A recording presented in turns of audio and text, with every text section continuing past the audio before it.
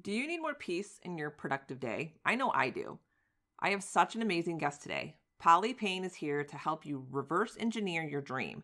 She goes into detail of what it really looks like to map it out, and she shares her special dream planner, which you'll want to get your hands on. Polly is the founder and CEO of Horacio Printing. Her love language includes luxury paper and lots of white space. Originally from Fairhope, Alabama, Polly migrated to the Big Apple and became the senior sales director of an award-winning ad tech company. She left her career in advertising to redesign her life and pursue her God-given purpose. She founded Horacio Printing, which has now sold more than 40,000 dream planners around the world and raised more than $66,000 to fight human trafficking. I promise you're going to love her. Grab your coffee and let's dive in. Hey there, Mom Boss. Welcome to the Social Media for Mompreneurs podcast, where we dive into Instagram, personal branding, marketing hacks, and content creation strategies, all while balancing family life. And don't forget, we do it the fun and easy way. I'm Allison Scholes, once a corporate marketing coordinator, a teacher, and now podcaster and coach. And yes, I'm that boss lady in sweatpants. Go ahead and hand out the kids' tablets, open those juice boxes, grab your coffee or wine, and hide in your closet. Let's get this party started.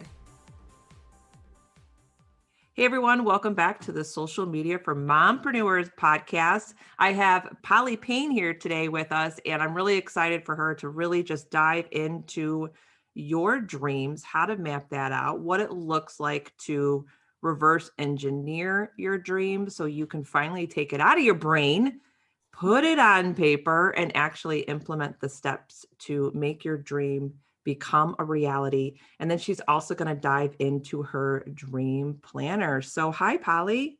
Hello, I'm so happy to be here. I am really glad you're here. Now, before we dive into all the juicy stuff, because I really just love what you're putting out there in the world, but first I want you to tell us why you left the Big Apple and created Horacio Printing. So, I honestly, my life was a mess. If you know me, you know I'm very forgetful. And for a long time, I would just kind of create my own planners out of my favorite journal. And I could never really find a planner that worked for me. And it was these moments I'd hit when I gotta get my life together, and I'd start mapping out a planner. And then I read this book called The Artisan Soul, and it really woke me up. It woke up my purpose and inspired me to get my life together, but also to think of my life as a canvas and to understand that I'm an artist and we all are artists. Not even if we don't feel creative, even if you can't draw a flower, you're creative because you're human. You're created in the image of God. God is creative. He created the whole earth, every leaf, every plant, every, beautiful sunset. He's an artist if you look at his work. And if we're in his image, it's our natural instinct to dream, to risk, and to create. And our life is the most important work of art we create. And it's a constant craft.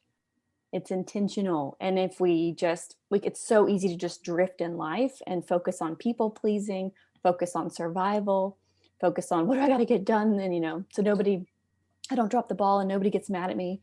And it's so easy to get stuck in that hustle groove. And I just really took inventory and I said, you know what, I'm going to make a planner and I'm going to make it for a Christian woman. It also works great for a Christian man. We have some that are a little less girly. But from there, I just started creating that and helped me. Ultimately, it was initially somewhat of a selfish dream because it was for my problem. But it ended up helping a lot of other people. And I ended up quitting my corporate job in New York after a year and a half of running Horacio as a side hustle, and then jumped into that full time. Back in 2016 is when I took the leap to do that full time, and just been doing that ever since. And I think it's really cool that you took inventory of your life and realized that you needed to make more space for dreaming. Is it really like you weren't allowing that time to sit with yourself and dream for yourself? And I know there's probably a lot of moms out there that are doing the same thing. like women naturally are just people pleasers and we want to help so many people, but at the end, we're not helping ourselves. So I think that's really cool that you created a planner, but a planner that allows space for you to dream. That's so Yeah. cool. Yeah. My big thing is the paper quality. Like I've always loved art. So when I heard that in that book, you're an artist, I'm like, I am an artist. Like it just spoke to me. And I always walked around with a sketchbook and I would take it to notes at my corporate job. People were like, why do you have this giant sketchbook? And I'm like, I just really like the paper. Like I hate, that tissue thin paper that's in most planners and sometimes in your notebooks. So I'd always have this thick paper. And that was something I did actually quite a bit. I would sit with my sketchbook and I would draw out my dreams. What do I want in my life? I remember reading Tim Ferriss's book, The 4-Hour Workweek, years before I started my company. And he would say, like, what do you want to do? Who do you want to be? What do you want to have? And, I was like, I want to have a husband. I want to have this. I want to have a family that I go on mission trips with. And I would kind of draw it out and dream of the life I wanted to create. But then I would just close the book and that was it, and Right. go on with my life. And so the planner definitely married something that I was already doing in a way, which has the very thick paper. It feels like art paper and a space and a canvas to really draw it out. It's very white space oriented. So yeah, that's kind of how that all came about. Now, speaking of dreams, Mm-hmm. I know that you had an episode about reverse engineering your dreams. And I actually listened to it twice because I felt that it was so easy to understand and easy for women to actually implement. So I would love for you to walk us through your steps to reverse engineer your dreams. Absolutely. Okay. So ladies, or men as well, if you're listening, grab a piece of paper, grab a little journal. I actually have a project journal at HoracioPrinting.com. And I believe there was a link in that episode to print one out as well. But you can literally make this on your own. You don't have to have my worksheet. But the first step you're going to do is write out, well, first off, give it a name. What is your dream or your project that you're wanting to do? Maybe, and it could be a project you've had around your house that you've really wanted to do.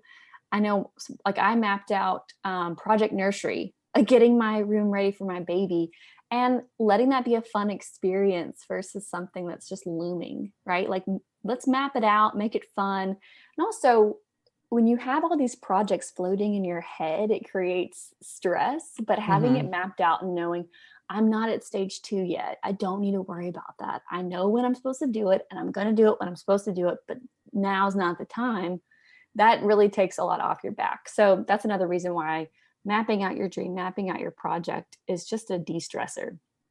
So write out a name. Sometimes I call it like Project Nursery, for example, or give it a fun name, something that's kind of exciting, something that triggers joy for you.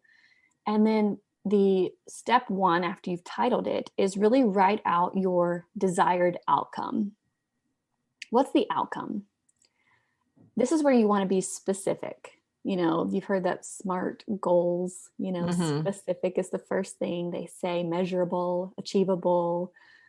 I don't remember the rest, but there's something about a timeline. I forgot the R. But anyways, the point is make it specific. You want to be able to really know when you've crossed the finish line, or else the finish line will never come. If it's get fit, you need a specific measurable outcome or you're not going to cross it. And maybe it's not in losing an inch, losing a pound, but just dedicating yourself to working out X number of days or closing your rings on your phone 3 days a week. Start wherever you want. It's not like you have to shoot for the stars every time, but write out this specific desired outcome. When will you know when you've crossed the finish line?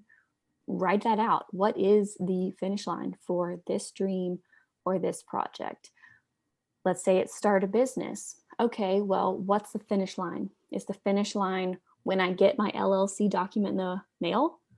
Is it when I make my first sale, when I get my first customer?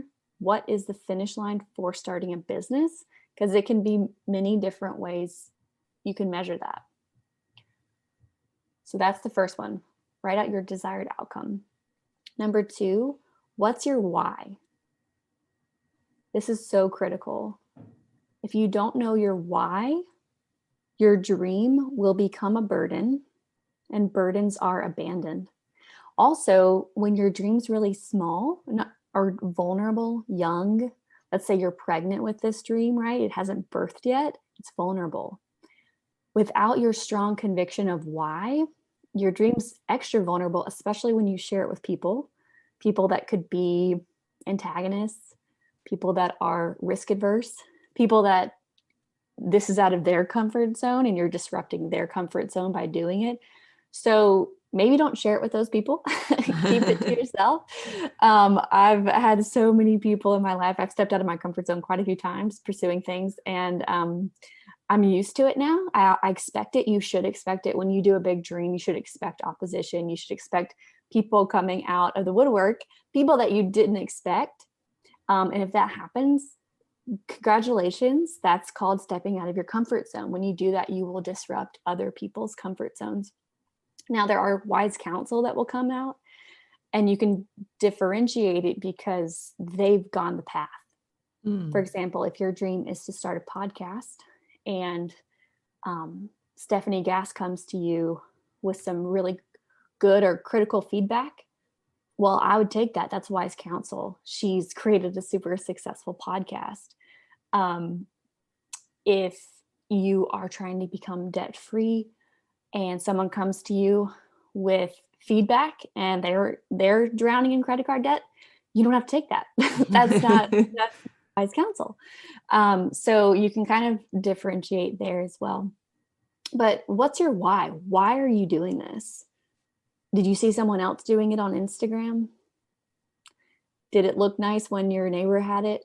And that's okay. Like, we get inspired by people. We get inspired by mentors, by people we look up to, people that are a few steps ahead of us. But you want to be careful with your dreams and make sure they're not an unhealthy dream of coveting something someone else has, or greed or envy. You want to make sure it's a dream that connects with your values, who you are, where you feel like God's leading you.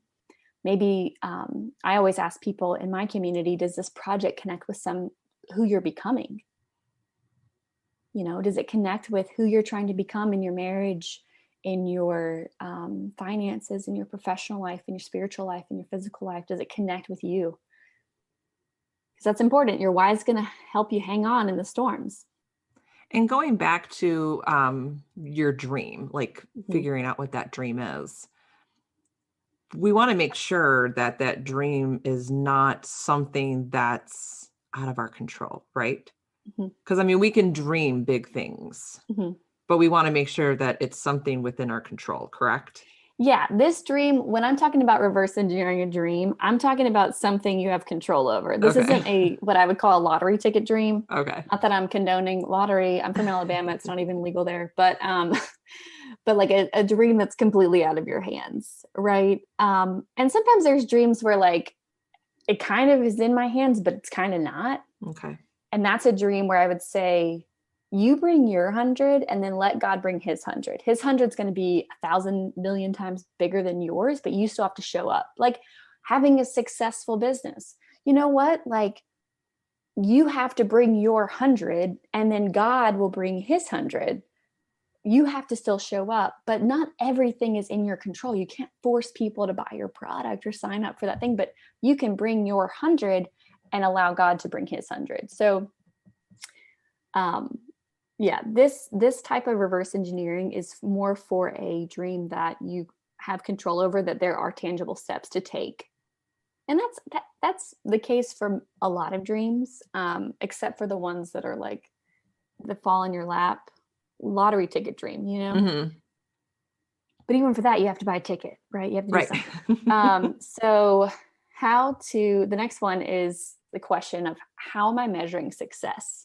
What does success look like? You need to know what success for this dream looks like. That's where you get even more specific and measurable. Maybe there's a check-in point you can define. And then after you've written out that success, you literally timeline map it out. For me, I'm a big fan of 3-month goals. I got married in 3 months. I started Horacio Printing in 3 months. I'm a firm believer, if you go for it, you can do it. Mind you, you might not want to do your dream in 3 months because something will inevitably have to be, time is finite. So a ball has to drop for you to focus on something new. So that's up to you. But how you map it out is I kind of think of this as like prom or getting ready for your wedding day, reverse engineering. Like, this is how I started doing this. The first time I probably did this was prom. Okay, I have to be ready for pictures at 6. Okay, so what's happening right before that? Okay, I'm going to put on my dress at 5:30. My makeup's on at 5. I'm going to have a snack. And then, I'm going to shower, I'm shave my legs, curl my hair. Like, you map it out so you're ready. I remember doing that for my mom for her wedding day. It was like, okay, let's map out your day so that you're having fun and you're on time and you're not stressed. That's the same concept of reverse engineering this dream. So you start with two dates, today's date and the day you want to have this done. So let's just play with today's August 24th. And 3 months from now, let's say September, October, November. So end of November is your due date for this dream you have. And then between those two due dates, so draw a long line on your piece of paper, put August 24th, or maybe you want to start this September 1st. And then the end date is November 30th. And on that timeline, you want to put 2 check-in dates. So one of them would be September 30th, one would be October 30th. So now you have 3 stages. You have a line and you've got 3 little sections of that line. Stage 1, stage 2, stage 3. Now, and this is all in my project journal, after you've built out this little timeline, you write on their next sheet of paper, stage 1. And when does stage 1 end? It ends September, the end of September. What are the actions I need to take in stage 1 for this project? For example, if it's project nursery, I need to purchase my crib. I need to grab a rug. I need to find a rocking chair. I need to source a changing table, and maybe it's time where I'm like asking around, hey, does anyone have a dresser? I don't know, like check in with in-laws and, whatever. And then stage 2, I need to purchase bottles and clothes, organize closet. Let's see, what else would I be doing? Mop the floor and whatever, decorate. Stage 3 is sanitize bottles and pacifiers, wash all clothes with laundry safe stuff, do whatever other things moms do that last time, pack the hospital bag. I was just going to say, pack that bag. Yeah, pack the bag, take my class, practice my breathing, whatever that is. And that's just kind of a fun example, but you get what I'm saying. And sometimes when you're writing out these to-dos, you might want to start with the end first. What are the last couple things I've got to do? And this might be where one of your first things you do on your list is set up a meeting with someone who's done this. Like if your dream is to start a podcast, sign up for Stephanie Gass Podcast Pro University, or speak to someone who has a successful podcast. Set up 3 coffee dates with 3 people that have done this, That's a great place to start because you want to make sure you know what you need to put on your list. What's crucial, what's not. Do I need to have a certificate of authority? Do I need articles of publication? Should I use LegalZoom? Should I not? This is something you need to hire a coach, meet with a trusted friend, talk to someone who's gone the path for your dream. That's a great place to start in stage 1. That's really good advice. And you might find oh my gosh, my timeline's too short. That's so normal. That's called the planning fallacy. Most people, when they map out a dream, they underestimate how long it will take. That's like a phenomenon that's been tested. Scientists have researched this endlessly, and it's very, very true. So if that's the case, that's okay. Push the end date. That's fine. Recalibrate your timeline, but stay focused. Now that you've broken each stage down into tasks, you want to create a schedule in your week where I have designated time set aside for stage one. Like, okay, I'm working on Project Nursery Thursday afternoons when I have my nice little cup of coffee. I've got an hour set aside. I'll do my research and look for rocking chairs, and maybe that's not the way you do things, and that's fine. Like, you're going to look at rocking chairs when you're watching The Bachelor on Mondays or whatever. And so like, it's not like it has to be this way, but for starting a business, and it's nice to put things into a box so that when you have time with your kids, you're not always on your phone. That's why putting things in these buckets of time is actually really powerful. So I would recommend doing it that way, giving yourself a time to work on stage one. And when you put it in your planner, actually write stage one, Project Nursery. And when you sit down to work on it, you go back to this list and you pick out an item to do. That way your planner isn't filled with 100 things from this project, that project. You just know I'm working on a project. When I sit down to do that, I'll open up back to my tasks and pick from it. If you're working with a team on a project, you can map it out and then upload all of these into your system. Like maybe you're using Monday.com or Asana. You can outsource these tasks. You can actually organize them by project and by stage in that, I don't know what you call it, whatever it is, like task management system. So yeah, you want to have some check-ins you put in your planner or even in your digital planner, like in your Google Calendar, a little check-in, boop, boop, alert. How are we doing? This is when stage one should be done. And you want to create that time in your planner. So that's the basics of how I reverse engineer a dream or a major project I'm trying to tackle. Because at the end of the day, we have to break it down into bite-sized things. We have to schedule time and show up for it. It really comes down to a basics of breaking it down and showing up. I love that. I love everything that you shared. And I think it's so important to get it out of your head and on paper, because we can only think about so much in a day. And if we constantly have that dream lingering in the back of our mind, I think that just takes up space in our mind and even in our hearts, where we may probably need to be focusing on other things like our family, our children, people in our community. So I just love how you just break that down so easily. And I think I'm sure a lot of moms listening were just taking rapid notes. Don't worry. I'm going to actually put a link to that worksheet in the show notes, because I know that's really just going to help moms visualize it and be able to put it down on paper.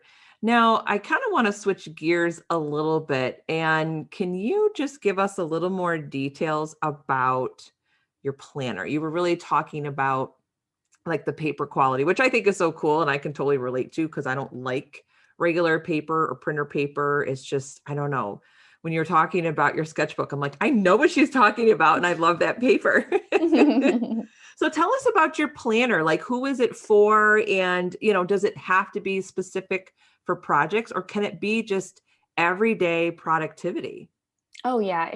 It's a very simplistic, minimalist design planner. You make it how you want it. It has two different weekly layouts. We have a horizontal and a vertical. The horizontal, so it has the days from left to right. The left side is just a major to-do list for the week, which I love. That's the one I use. And then on the right, I have my appointments. And so I actually bracket out my projects on that to-do list for the week. Like, I've got personal tasks, this project tasks, Horacio tasks, taxes tasks or whatever, depending on that week.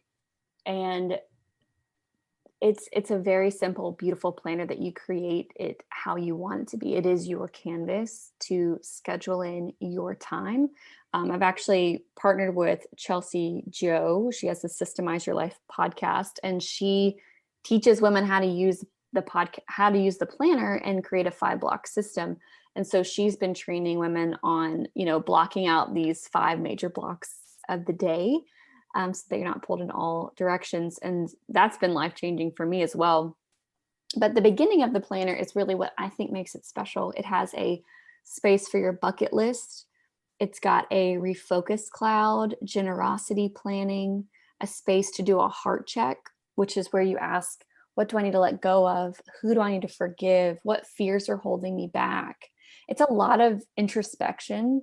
I think that's how you say that word, and self-reflection and intentional setting before you plan out. There's also a really special section at the front for personal development, where you really assess, how am I doing in all areas of my life? And then who do I want to become in all areas of my life? And what's one thing I could add into my week to become more like that person I want to become? Because, and I created that. I've created all of the different worksheets in the planner off of just a need in my life. Like the Refocus Cloud, I just drew a bubble map of everything going on in my life because it was crazy. It was like, what do I need to cut out? Like, what is not working for me? What is not serving me? And then the wheel really came out of a time where I just felt like areas of my life were on fire and I just wasn't doing okay. It's like, what's something I can do for each part of this wheel in my week? Like, I need to put that time to read my Bible. I need to work out. I need to take care of myself. I need to sleep. It's going 100 miles an hour living in Manhattan. I needed to center. And so it's a planner to really get centered, to focus on your health, because by becoming healthy, you can have healthy dreams. You can be the light of the world. You can become who you're called to become. You can serve others well. You can show up and be who you want to be. You can be the best version of yourself. And so that's really the core behind the planner. It's way more than a to-do list. It's more of a becoming book. And then each season, there's a seasonal check-in where you check in again. How are you doing in these areas of your life? What's your generosity plan? How's your heart? Checking in on your heart. And we have a little prayer each season. You write down what you're believing for the next 3 months. And each month, at the end of the month, there's a praise report at the end. So you write down, what am I grateful for? What went right? And that's really fun. At the end of the year, you can go back and say, look at all these cool things that happened this year. Sometimes we can totally forget, like, what even happened in February? Like, I don't even remember, but taking that time for intentional gratitude is really powerful. So that's a little look into the planner. We're releasing our 2022 collection October 1st. I'm really excited about that. They're in the oven baking.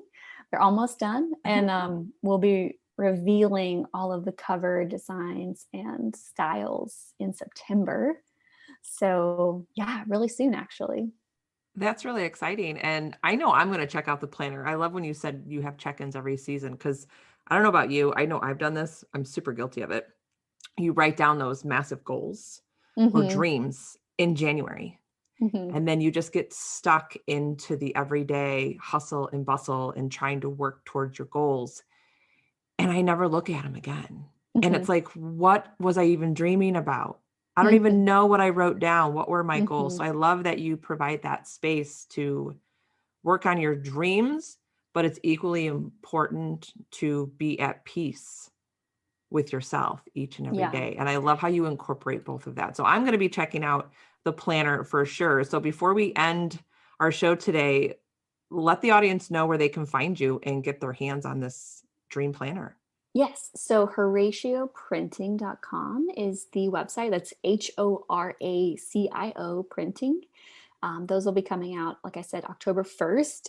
Our 2021 collection is massively on sale. We only have I think we have 30 little planners left sitting in the warehouse. So if you want to just test it out for fun, it's super duper cheap. You can check it out, see if you love it. And then, because I know a planner is a very personal choice. Mm-hmm. I get that. I very much get that. So I also have a dream crafting course, and that is located over at thedreamerinyou.com. And this course is for anyone who really feels like, I need to get my life together. And you are looking for a real jumpstart on your personal growth, your deeper connection with God. Really, it dives into your soul health, which from a healthy soul, you'll produce healthy dreams. And then we go into a really deep dive to create a custom schedule for your life that's flexible, not like a rigid schedule, but a flexible weekly schedule where all of your fundamental needs are met and you're able to take care of all those important priorities in your life, along with mapping out your big dream. And you get a whole community of dream champions to help you with that. So if that's something you're interested in, check out thedreamerinyou.com. And then, of course, stay in touch and let's be friends on Instagram. Very cool. I will make sure that these links are in the show notes. Definitely go check this out because Polly's just wonderful. What she's doing in the world is amazing. And thank you so much for being on the show today. Thanks for having me. Thank you for tuning in today. If you loved today's episode, then please head over to iTunes, social media for mompreneurs, and leave a review. Your review helps grow the show. And don't forget, head to bossladyandsweatpants.com to grab all my freebies and hang out with me on Instagram at Allison Scholes. I'll see you soon.